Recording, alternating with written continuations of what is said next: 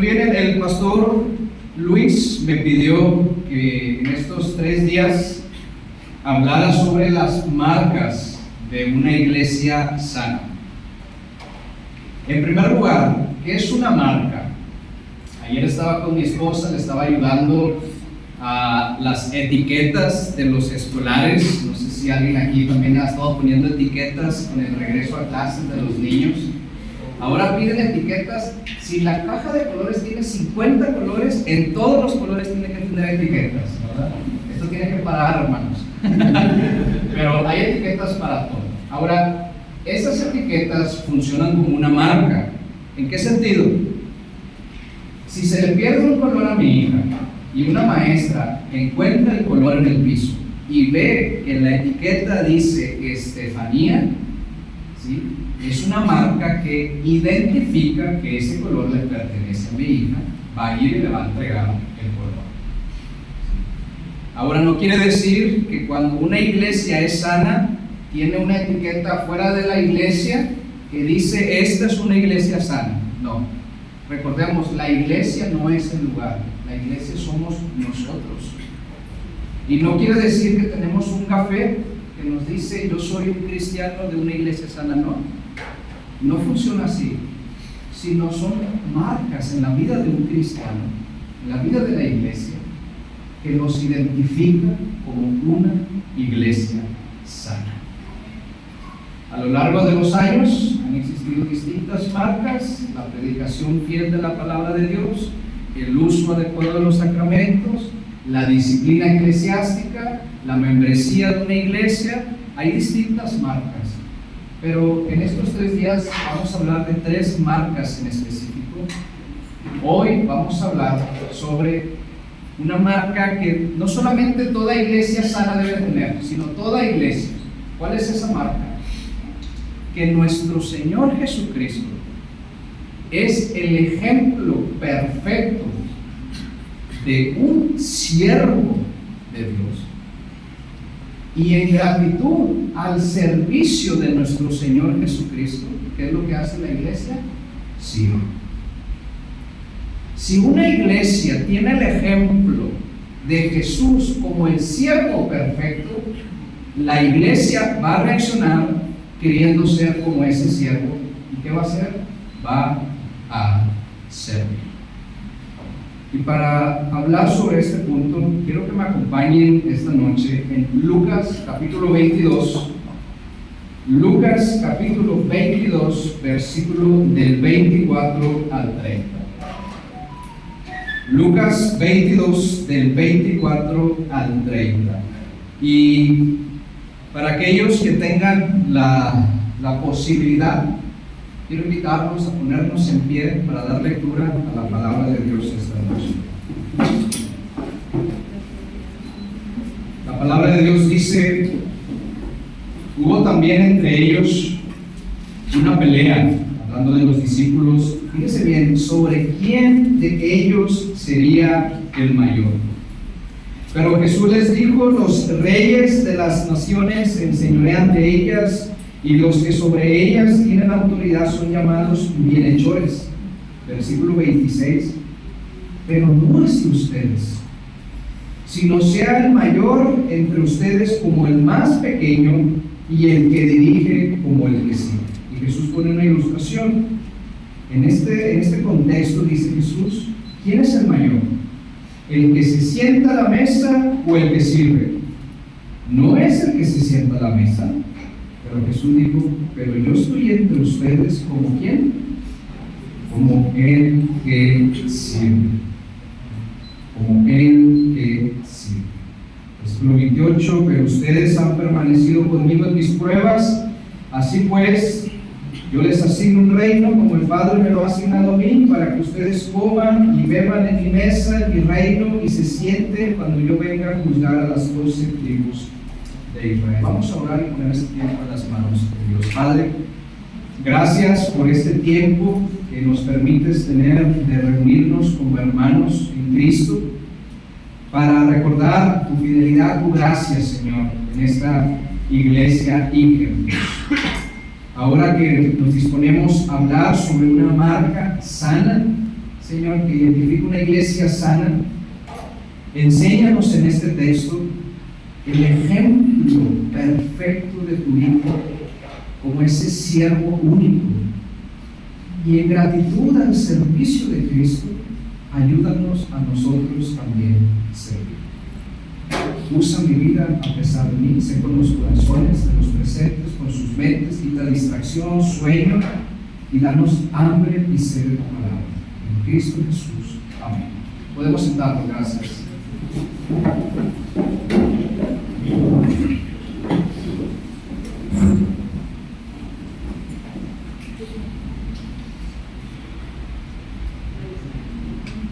Así como es tiempo de regreso a clases, hace unos 2 meses, junio y julio, fue temporada, no sé si a algunos les tocó, de graduaciones.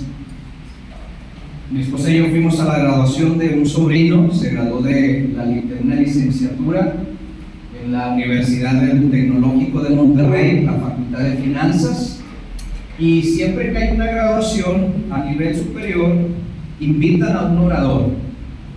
En esta ocasión, para la Facultad de Finanzas, invitaron a un empresario, no voy a decir su nombre, muy famoso en Monterrey, en México y en el mundo. Muy famoso.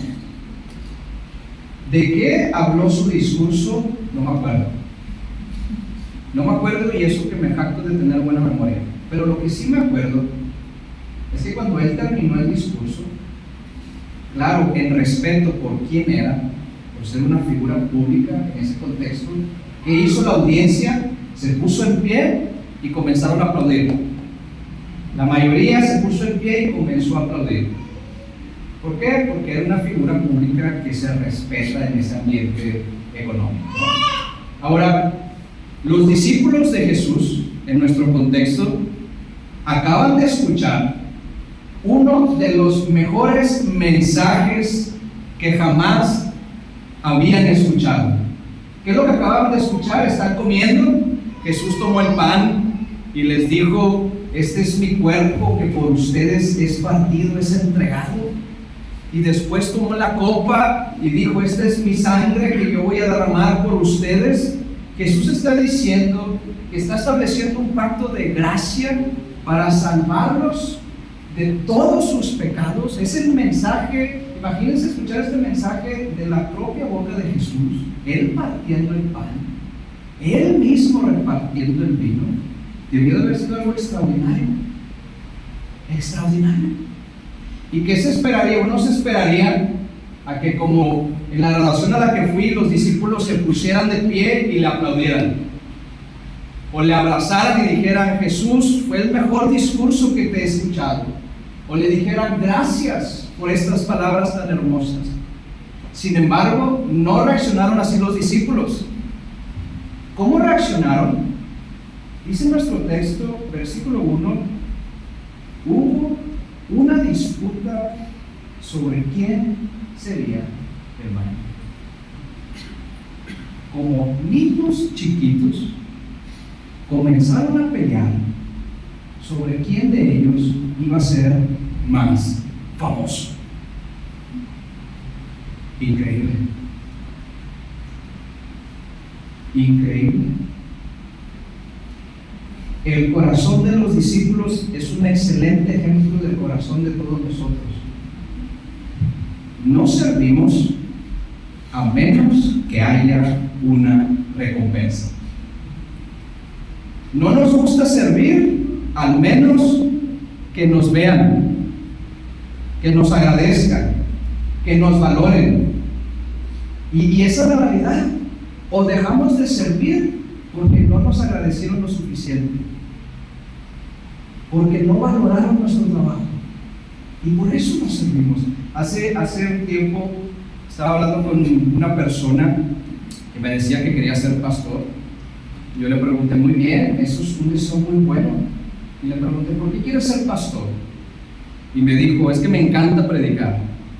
Yo le dije: muy bien, es algo bueno que te guste predicar. Le dije: pero el deseo para ser pastor, más que te guste predicar, es, y le dije, escúchame bien, es que tú ames a las personas que predicas. Él en realidad no amaba a las personas. ¿Por qué quería predicar? Para que los demás lo escucharan, para que los demás lo vieran. Aquí el pastor Andrés, él hace tiempo me dio clases, una clase del seminario presbiteriano sobre la predicación, y yo me acuerdo mucho que, vaya, cuando estaba en esas clases y demás, lo comparaba unos ejemplos que él daba con mi esposa. Siempre que yo predico, siempre le pregunto a mi esposa, ¿qué tal? ¿Cómo me fue? Porque el pastor Andrés nos hablaba mucho sobre la importancia de la crítica y de todo esto, por eso estoy mencionando este ejemplo. Y yo doy gracias a Dios porque mi esposa no es de esas que me dice, te fue excelente, amor, eres el mejor del mundo. No, hay veces en que me dice, más o menos, te he escuchado mejores. Entonces eso en gran parte me ayuda, porque me ayuda a crecer, pero también confronta mi corazón, porque yo digo, ¿a quién quiero agradar con la predicación? ¿Por qué quiero predicar? O a veces a mí me encanta, bueno, no me encanta, pero sí me gusta trapear la casa. ¿Por qué? Porque me gusta que huela rico. Y yo me acabo un bote de Fabuloso en una semana. A todo le quiero echar a la tierra. Y llega Lisa a la casa y lo primero que le pregunto es, ¿qué tal huele la casa? ¿Por qué estoy sirviendo? ¿Para darle la gloria a Dios? ¿O para que alguien me agradezca? ¿Por qué los discípulos querían servir? ¿Para darle la gloria a Dios? No. ¿Por qué? Porque querían ser los mayores. Los mayores. Si no soy el mayor, no sirvo. Si no me agradecen, no cuentes conmigo. ¿Y qué dice Jesús? Fíjense bien en el versículo número 25. Vamos a continuar. Pero, los peros son importantes, marcan un antes y un después, un contraste. Y fíjense lo que dice, pero Jesús les dijo, los reyes de las naciones, los que tienen autoridad sobre los pueblos, son llamados bienhechores. ¿Qué está diciendo Jesús? Al parecer los discípulos se estaban comparando con ciertos reyes, con ciertos gobernantes, con ciertos líderes, y Jesús les dice, no te compares con ellos, no seas como ellos se hacen llamar bienhechores. ¿Qué quiere decir esto? Bienhechor, la palabra original es benefactor. Un benefactor es alguien que te ayuda en distintas cosas como dinero, comida y demás, pero lo hace de manera anónima, porque no quiere agradecimiento, no quiere fama, no quiere publicarlo en internet, simplemente te quiere ayudar. Dice Jesús, los líderes de este mundo tienen la oportunidad de ayudar al pueblo y se hacen llamar benefactores, es decir, piensan que están ayudando de manera anónima, pero no es así. Los líderes de este mundo, ¿qué es lo que quieren? Ser vistos. La semana pasada, el presidente Donald Trump dijo abiertamente, dijo, yo sé que no soy lo suficientemente bueno para entrar al cielo, pero si he de entrar en el cielo es porque fui una de las personas que intentó terminar con la guerra entre Rusia y Ucrania. ¿Estaba ayudando simplemente para darle gloria a Dios? No. ¿Por qué está ayudando? Para obtener un beneficio. Y a veces así somos, sirvo a cambio de algo. Dice Jesús, no seas como ellos. Y va a poner un ejemplo muy bueno. Fíjense lo que dice el versículo 27. ¿Cuál es el mayor?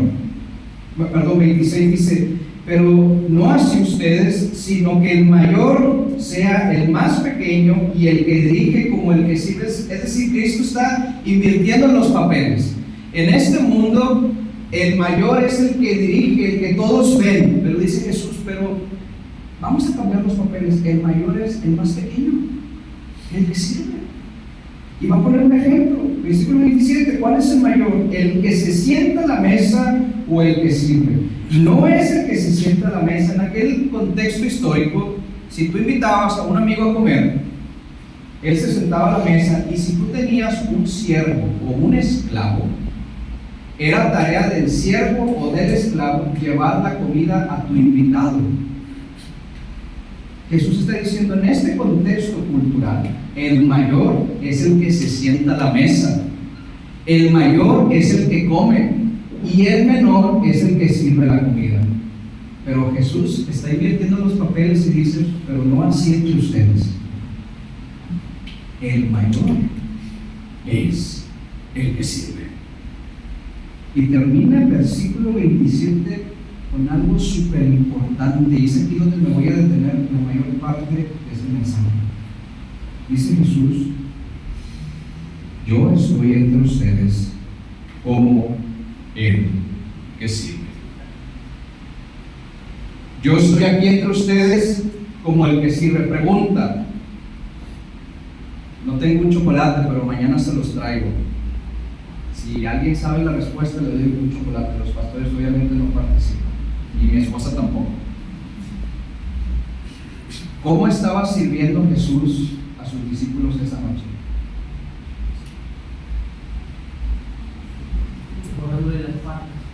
Los pies. Los pies. Pero muy bien, mañana te traigo un chocolate. ¿Sí?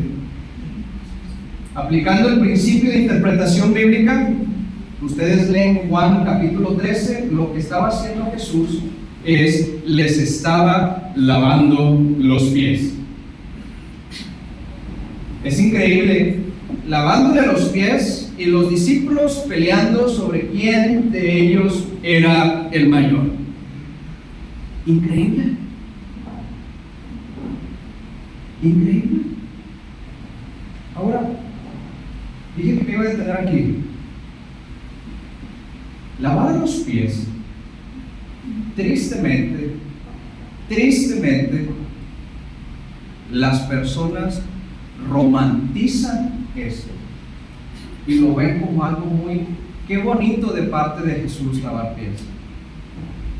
Es un ejemplo de servicio que Jesús haya lavado pies.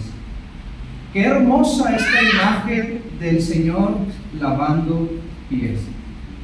Y nuestro problema es que romantizamos esta escena, pero no entendemos la profundidad teológica de lo que significa.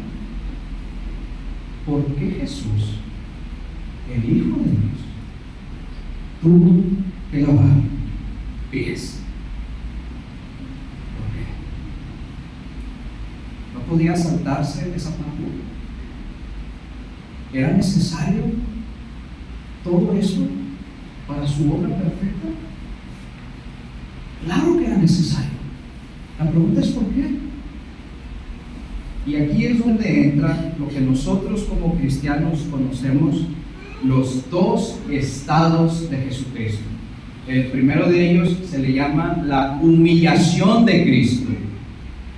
Pablo dice que Jesucristo, siendo como Dios, no solamente se hizo hombre, sino que se humilló a sí mismo, tomando forma de ¿qué? De siervo. Ahora, ¿por qué es importante esto? Te voy a poner un ejemplo que a lo mejor nunca lo habías visto así. Biológicamente, los hombres producen más testosterona que las mujeres. Biológicamente, los hombres producen más testosterona. La testosterona, a su vez, produce masa muscular. Es decir, de manera natural, genéticamente hablando, el hombre suele ser más fuerte que la mujer. No estoy diciendo que todos los hombres somos más fuertes que las mujeres. Tenemos el ejemplo de Soraya Jiménez, un ejemplo de la primera mujer mexicana en ganar una medalla de oro en el 2000 en las Olimpiadas por levantamiento de pesas. Es un orgullo. Y así como Soraya, hay muchas mujeres que se ejercitan y son más fuertes que los hombres, pero genéticamente hablando, de manera general, los hombres son más fuertes que las mujeres. Voy a poner un ejemplo: el levantamiento de pesas total. El récord mundial de la mujer es de aproximadamente 335 kilos. Pero el récord mundial de los hombres en levantamiento de pesas es de 485 kilos. Es decir, el hombre levanta 150 kilos más que la mujer. ¿A qué voy con esto? Imagínense que este hombre en las próximas Olimpiadas diga: ahora voy a participar entre las mujeres. Creo que todos aquí opinaríamos lo mismo. ¿Qué opinaríamos? Es trampa, es injusto. ¿Por qué? Porque no están en las mismas condiciones. No están en las mismas condiciones. ¿A qué voy con esto? Que si Jesús, escúchame bien, hubiese venido solamente como Dios, no como hombre, y Él hubiera vivido entre nosotros, hubiese obedecido la ley de Dios, hubiese vivido perfectamente, al final del día, ¿sabes qué hubiera dicho Dios? Ey, eso es injusto, es trampa. ¿Por qué? Porque Él tenía que vivir como un ser humano en las mismas condiciones que nosotros. En las mismas condiciones. Por eso no solamente se hizo humano, sino cielo. Cuando Adán y Eva, antes de que pecaran, estaban desnudos y no tenían vergüenza. No fue sino hasta que entró el pecado, se avergonzaron y se taparon. Eso es lo que ocasiona el pecado. La vergüenza en su máxima esplendor, que es la humillación. El ser humano, la Biblia dice que nuestra situación es vil y menospreciable. Por eso Jesús, si tenía que identificarse con nosotros, el escritor a los Hebreos dice que Él tenía que ser igual a nosotros. Si Él tenía que identificarse, Él tenía que rebajarse a lo más bajo, porque es ahí donde está la humanidad, vil y menospreciable.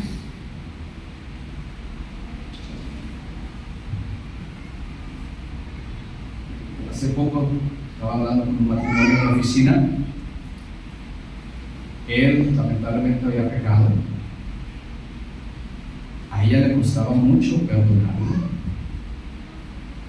Y cuando a alguien le cuesta mucho perdonar, por lo general dice lo mismo. Es que yo peco pequeño en comparación a otro. Y yo le dije: jamás vuelvas a pensar eso.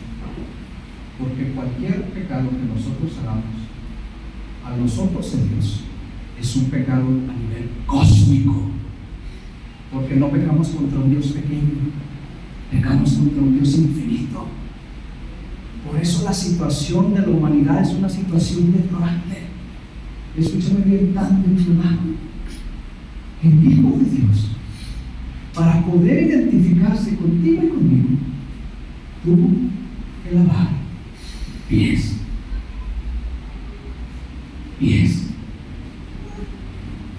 Porque la Biblia dice que el pecado nos hizo esclavos, y aquel día Jesús tomó el papel de esclavo.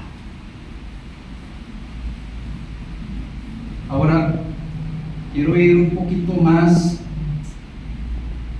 clarificar un poco más las cosas.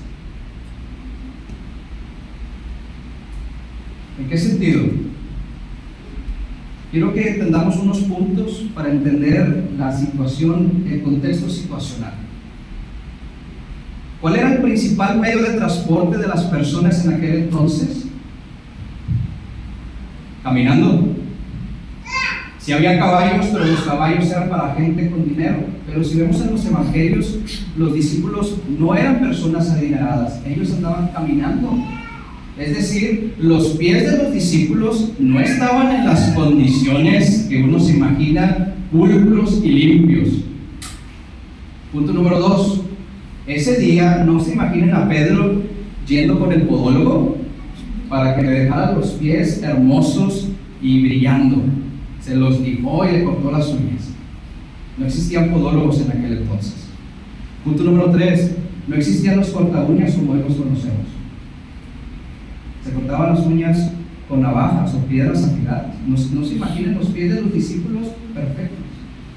4. Para las cuestiones de los olores y de los hongos no existía la medicina como hoy en día. Sí existían los aceites aromáticos, pero no las cremas. ¿A qué voy con esto? Que no fue algo romántico, algo humillante. Pero si Jesús tenía que identificarse con nosotros, Él tuvo que lavar pies, porque nuestra condición es vil y menospreciable. Si alguna vez se te hace difícil perdonar, recuerda esto: mi pecado es tan grande que Jesús tuvo que lavar pies.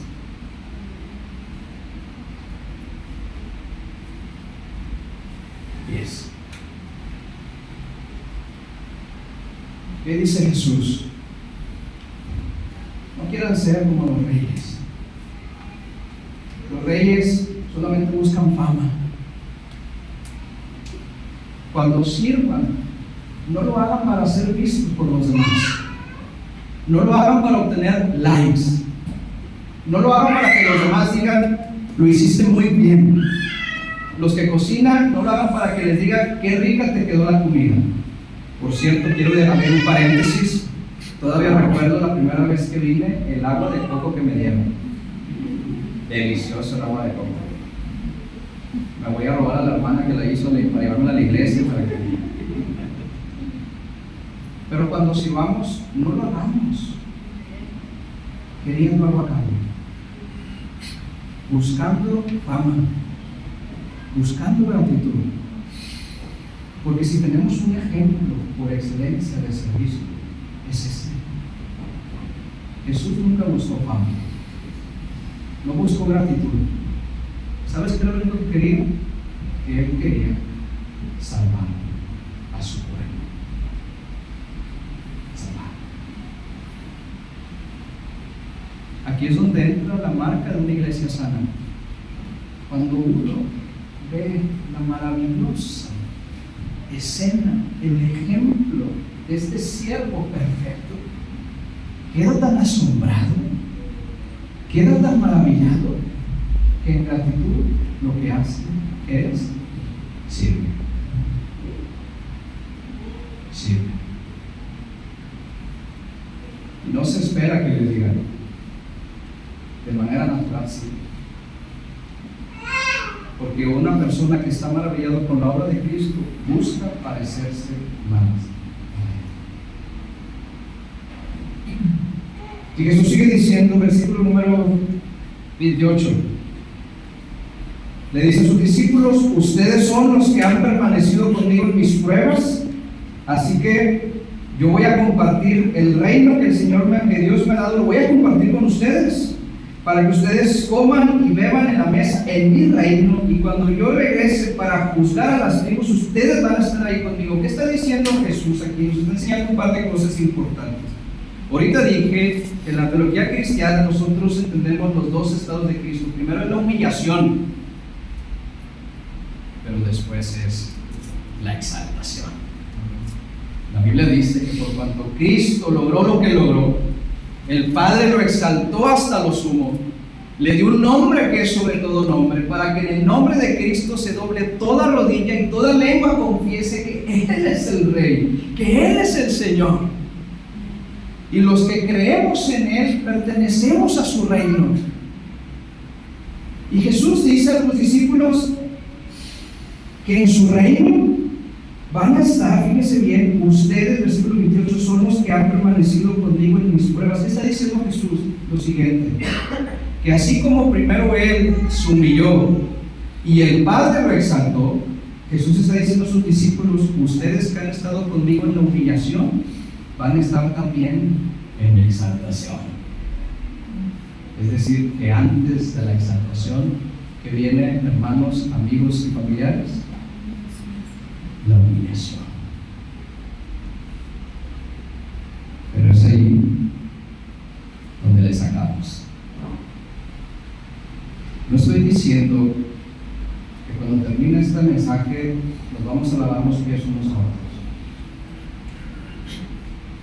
estoy diciendo es que cuando de verdad la obra de Cristo ha transformado nuestros corazones, hemos entendido qué tan grave es nuestro pecado, lo que tuvo que hacer Jesús para identificarse con nosotros, su excelente servicio en gratitud. Nosotros decimos: Jesús, yo no quiero ser como los reyes de la tierra. Yo no quiero servir para ser visto. Yo quiero servir como tú serviste. Yo me quiero humillar como tú humillaste. Eso es lo que hace una iglesia santa. Es una de las marcas que exalta la obra de Cristo y que la iglesia sigue el ejemplo de Cristo. Pero al final del día, cuando estemos viendo el rostro del Señor, estemos maravillados viéndolo cara a cara, no vamos a decir: yo estoy aquí porque serví muy bien, yo estoy aquí porque yo era el que llegaba temprano a la iglesia, yo estoy aquí porque yo era el que acomodaba las sillas al final, yo estoy aquí porque era el que ofrendaba más, yo estoy aquí porque era el que enseñaba, el que tocaba la alabanza, el que limpiaba. No.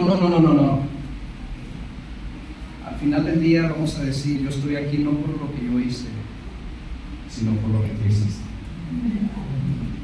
Por lo tanto, hermanos, amigos y familiares, nada de gloria a nosotros, sino toda la gloria a Dios. Vamos a orar. Padre, es increíble la manera en la cual nos amaste, que para identificarte con pecadores como nosotros, en grandes pecadores como yo, tuviste que rebajar y lo haces pies. No nos dejes ser como los discípulos que andan peleando como niños para ser vistos por los demás. No, Señor, perdónanos. Ayúdanos a servir como tú serviste, para darle la gloria a Padre y por amor a los demás. Aunque no nos agradezcan, aunque pasemos desapercibidos, aunque no nos recompensen, aunque no nos digan gracias, ayúdanos a servir para la gloria de Dios y para el beneficio de tu pueblo. A ti sea la gloria de Cristo Jesús. Amén. Que Dios los bendiga, hermanos. Gracias.